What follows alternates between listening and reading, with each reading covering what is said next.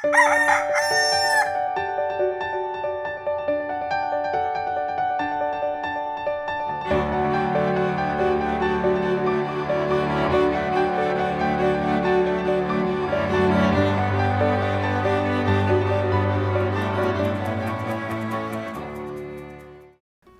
umaga po mga kaibigan.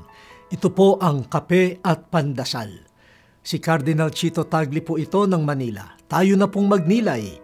Isabuhay ang diwa ng binyag. Kapistahan po ngayon ni San Juan Bautista. Pakiusap po natin, huwag namang sayangin ang tubig sa katuwaan na hindi inuunawa ang kahulugan ng tubig sa kapistahan. At huwag din naman pong mawala ng paggalang sa kapwa na bubuhusan lamang dahil napagtripan. Bakit tubig ang sentro ng pista ngayon?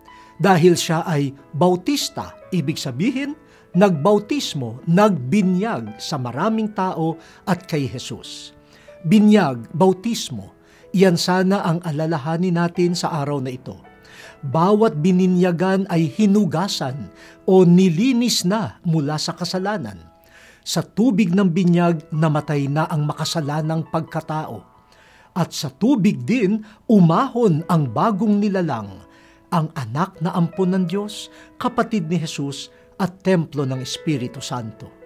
Bilang pagpupugay kay San Juan Bautista, isabuhay natin ang biyaya ng binyag na ating natanggap. Huwag lang magkatuwaan sa pambabasa. Sa halip, bilang binyagan, ihanda natin ang patag na daan para sa Panginoon. O Diyos, turuan mo kaming maging tapat sa pangako namin sa binyag. Amen.